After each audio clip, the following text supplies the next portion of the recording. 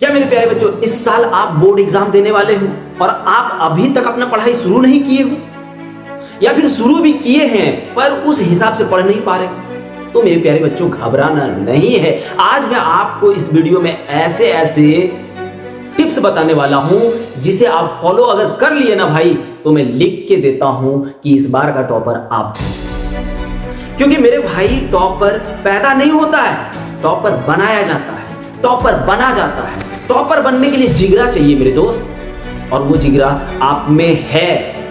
अगर आपको इस बार टॉपर करना है तो आपको पूरा वीडियो देखना पड़ेगा दोस्तों, क्योंकि मैं वो सारे स्टेप बताने वाला हूं जो एक टॉपर यूज करता है। तो चलिए जानते हैं। सबसे पहला स्टेप मेरे दोस्त, अपने रियलिटी को चेक करो। अब आपके दिमाग में चल रहा होगा कि ये रियलिटी क्या चेक करो। भाई, सबसे पहले आप अपने आप से पूछो कि क्या मैं जानता हूं कि मेरे बोर्ड एग्जाम में कौन कौन से सब्जेक्ट हैं, मेरे बोर्ड एग्जाम में कौन कौन से चैप्टर्स हैं, साइंस में कौन से चैप्टर्स हैं, हिस्ट्री में कौन से चैप्टर्स हैं, इंग्लिश में कौन कौन से चैप्टर्स हैं। अगर आपको पता है तब तो बड़ी अच्छी बात है। अगर पता है भैया, तो आप उसके बाद आपको क्या करना है जानते हो? सिलेबस उठाओ, लेट नहीं करना है, उठा लो और उसमें चेक करो सबसे पहले कि किस चैप्टर से कितना क्वेश्चन पूछा जाता है, यानी किस चैप्टर का वेटेज ज्यादा है। ये चीज आपको चेक करना है। पहले चेक तो करो मेरे भाई। उसके बाद जब आप चेक कर लोगे ये चीज,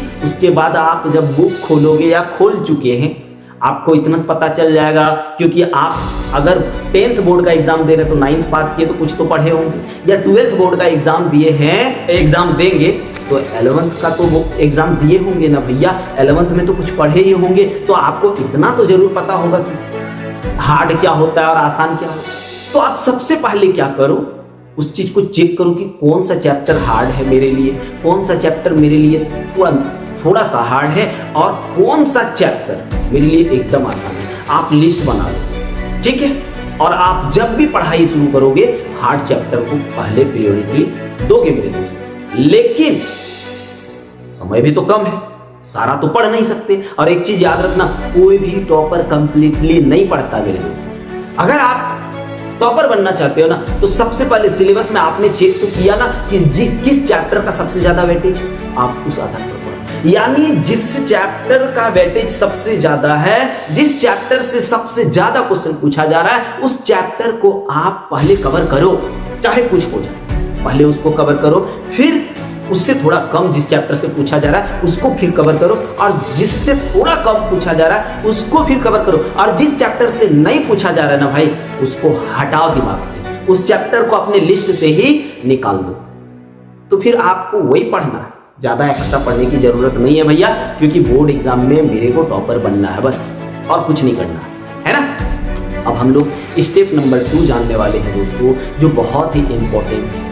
यानी एनसीईआरटी जो है ना, उसको आप अपना बाइबल बना लो। क्या है ना मेरे प्यारे बच्चों, अगर आप बोर्ड एग्जाम दे रहे हो तो एक चीज आप अपने दिमाग में लिख लो, या अपने दिमाग में रट्टा लगा लो कि बोर्ड एग्जाम में जितने सारे क्वेश्चन पूछे जाते हैं वो सिर्फ एनसीईआरटी से ही पूछे जाते हैं। एनसीईआरटी से बाहर क्वेश्चन नहीं होता है, अर्थात यानी 100% एनसीईआरटी से ही पूछा जाता है मेरे प्यारे बच्चों।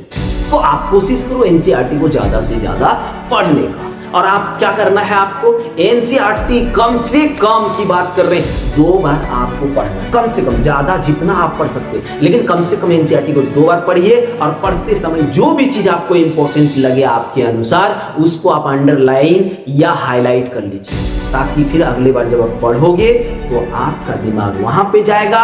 और जब आपका दिमाग वहां जाएगा दोस्तों, तो आपका दिमाग उस चीज को जल्दी से एक्सेप्ट करेगा और लॉन्ग टर्म मेमोरी में छिपा लेगा, रख लेगा। उसके बाद वो चीज आपको याद हो जाएगा मेरे प्यारे। ठीक है, थियोरिटिकल तो ऐसा ही करना है, पर कुछ ऐसे सब्जेक्ट होते हैं जो थियोरिटिकल नहीं होता है, जैसे मैथ और फिजिक्स। थियोरिटिकल चैप्टर में हिस्ट्री हो गया, इंग्लिश हो गया, जो भी है, पर फिजिक्स, केमिस्ट्री, मैथ, ये तो आपका थियोरिटिकल कम है, ज्यादातर प्रैक्टिस करने वाला है। तो आप स्टेप नंबर 3 में क्या करेंगे, फिजिक्स, केमिस्ट्री, मैथ को आप प्रैक्टिस करें। क्योंकि थियोरिटिकल तो हमने रीडिंग या पढ़ते समय पढ़ लिए, पर ये सब तो पढ़ने से नहीं होगा, ये सब तो प्रैक्टिस करना होगा। तो आप सबसे पहले क्या करोगे, फिजिक्स, केमिस्ट्री, मैथ का जो है भैया एक फॉर्मूला चार्ट बनाओगे। फिजिक्स का अलग, केमिस्ट्री का अलग, मैथ का अलग, यानी अलग अलग फॉर्मूला चार्ट बनाओ। जब आप फिजिक्स का मान लीजिए पहला चैप्टर पढ़ने जा रहे हैं, तो फिजिक्स का उस चैप्टर से पहले हमने फॉर्मूला लिखा हुआ था, पहले फॉर्मूला देख लेंगे, उसके बाद उस चैप्टर का प्रैक्टिस करेंगे। फिर मैथ में वही कहानी दोहराएंगे, केमिस्ट्री में भी वही कहानी दोहराएंगे। और जब आप फिजिक्स केमिस्ट्री पढ़ोगे, मान लीजिए हमने फर्स्ट चैप्टर पढ़ लिया फिजिक्स का, तो आप क्या करिए जानते हो, आप कोशिश करिए कि प्रीवियस ईयर क्वेश्चन से 15 कम से कम और बुक से 10 यानी 25 क्वेश्चन उससे सॉल्व करने की कोशिश कीजिए। वैसे ही मैथ से भी 25-30 क्वेश्चन सॉल्व कीजिए, वैसे ही केमिस्ट्री में भी 25-30 क्वेश्चन सॉल्व कीजिए। लेकिन प्रीवियस ईयर क्वेश्चन को छोड़ना नहीं है मेरे दोस्त, क्योंकि अब हम लोगों के पास समय इतना नहीं बचा है प्रॉपर बनना। तो फिर ये बहुत ही अच्छा रास्ता है, क्योंकि याद रखना मेरे दोस्त, बोर्ड एग्जाम के अधिकतर बच्चे जो होते हैं ना, एग्जाम का समय जब कम बचता है उसी टाइम वो अपना तैयारी को मजबूत करता है। इसलिए आप ये कोशिश करिए और ये लगातार करिए। ऐसा नहीं कि 1 महीना हमने किया या 10 दिन किया या 15 दिन किया उसके बाद छोड़ दिया, नहीं, आपको एग्जाम तक ये फॉलो करना है। उसके बाद देखिए आराम से हो जाएगा, सारा चीज क्लियर हो जाएगा। समझ रहे हो मेरे दोस्त। और चौथा जो हम लोग सबसे इंपॉर्टेंट समझने वाले हैं ना दोस्तों, वो है राइटिंग प्रैक्टिस। क्योंकि राइटिंग भी एग्जाम में बहुत काम आने वाला है, क्योंकि आपके पास 3 घंटा का समय होता है, बहुत सारा क्वेश्चन होता है, लगभग 28 क्वेश्चन होता है ना बोर्ड एग्जाम में। 28 से 32 होता है, पर कुछ उसमें से अतिरिक्त क्वेश्चन होता है, ठीक है। तो बहुत ज्यादा लिखना भी पड़ता है, खास करके हिस्ट्री वाले स्टूडेंट सबको, है ना। आर्ट्स वाले बच्चों को बहुत ज्यादा लिखना पड़ता है, साइंस वाले को थोड़ा कम लिखना पड़ता है, पर उसको दिमाग बहुत ज्यादा लगा। तो आप कोशिश करिए कि जो चीज पढ़ रहे उस चीज को आप लिख लिख करके पढ़ें। इससे क्या फायदा होगा देखिए, इससे आपको ज्यादा दिन तक याद रहेगा, और दूसरी बात राइटिंग स्पीड बढ़ेगा, और तीसरी बात हैंड राइटिंग जो होता है ना वो भी आपका अच्छा होगा। ये फायदा होगा दोस्तों राइटिंग प्रैक्टिस से। आपको अलग से प्रैक्टिस नहीं करना, आप जो पढ़ रहे हैं ना, जो चीज याद करना चाह रहे हैं उस चीज को आप लिख लिख करके प्रैक्टिस करिए ना, सब हो जाएगा धीरे धीरे। ये ट्राई करो, कुछ अटपटांग सा दिमाग लगाने की जरूरत आपको नहीं है ना। तो अब हम लोग बात करने वाले हैं दोस्तों step number 5, 7 day revision cycle बनाओ। मतलब आपके दिमाग में चल रहा होगा का भाई 7 डे के बाद साइकिल चलाएगा, नहीं भैया वो आपको नहीं करना है। यानी आपने इधर 6 दिन जितने सारी चीजों को पढ़ा, 7वें दिन उस सब को रिवाइज करो।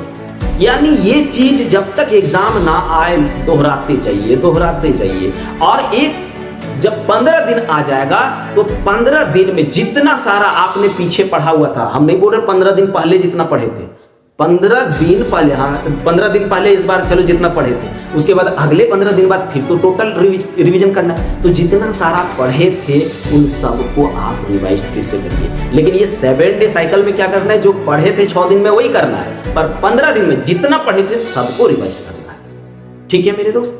और अब हम लोग बात करने वाले हैं दोस्तों जो कि एक स्टूडेंट का जान बचाता है, वो मैं आपको बता रहा हूँ, ठीक है। वो है मोटिवेशन प्लस टाइम टेबल बनाना। यानी आपको टाइम टेबल तो बनाना है, पर सिंपल टाइम टेबल बनाना है। ऐसा नहीं है कि बहुत बड़ा टाइम टेबल बना लेंगे, लेकिन उससे पहले आप जब पढ़ने बैठोगे ना, तो उससे पहले आपके अंदर मोटिवेशन होना चाहिए। इसलिए मोटिवेट खुद को रखना बहुत जरूरी है। और खुद को अगर मोटिवेट रखना चाहोगे ना, तो सबसे पहले आपको फोन से दूरी बना लेना होगा।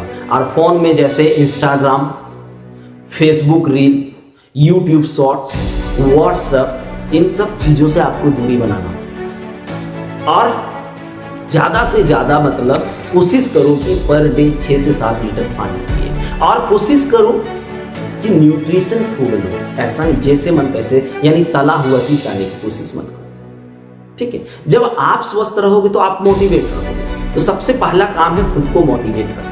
उसके बाद आप पर मतलब फर्स्ट रोज का पहले एक टाइम टेबल बनाओ, 1 दिन, ठीक है। 1 दिन का टाइम टेबल बनाओ, लगभग 6 घंटा का बनाओ, सिर्फ 7 घंटा, इससे ज्यादा नहीं। उसमें आपको क्या करना है, देखिए एक दिन का मैं क्यों बोल रहा हूं, क्योंकि इससे ज्यादा आप अभी तक शुरू नहीं किए हैं तो फिर दिक्कत हो जाएगी। आप पहले एक दिन वाला क्लियर कर लीजिए। अगर ये क्लियर हो जा रहा है तो पिछले फिर से क्या करेंगे, अगले 7 दिन का बनाएंगे। 7 दिन अगर कवर कर लेंगे तो अगले 15 दिन का बनाएंगे। फिर 15 दिन अगर इसी चीज को कवर कर लेंगे तो अगले 30 दिन का करेंगे। वैसे हम बढ़ाते जाएंगे और आगे करते जाएंगे, है ना। तो आपको टाइम टेबल में कैसे लिखना है, मतलब कैसे टाइम टेबल तैयार करना है, आप सुनिए। सबसे पहली बात देखिए, घर पे आप रहते हैं, घर पे आप क्या काम करते हैं वो चीज आपको पता है कि किस टाइम मेरे को क्या करना होता है। तो मैं एक मोटा मोटी तौर पर बता दे रहा हूं कि सुबह के टाइम जो होगा ना, आप कोशिश करो कि उस टाइम आप हार्ड सब्जेक्ट को पढ़ोगे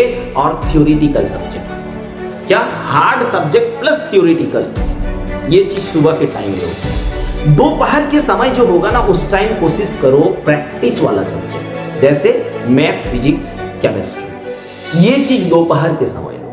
और प्यारे बच्चों, शाम के समय जो होगा ना, वो शाम के समय जितना सारा चीज पढ़े उस चीज का रिवीजन करो। रिवीजन करने के बाद जो चीज आप पढ़े थे उस चीज का नोट्स भी बना लो। ये चीज करना है शाम के टाइम। और उसके बाद रात के समय प्रीवियस ईयर क्वेश्चन और खुद से टेस्ट लेने की कोशिश करो।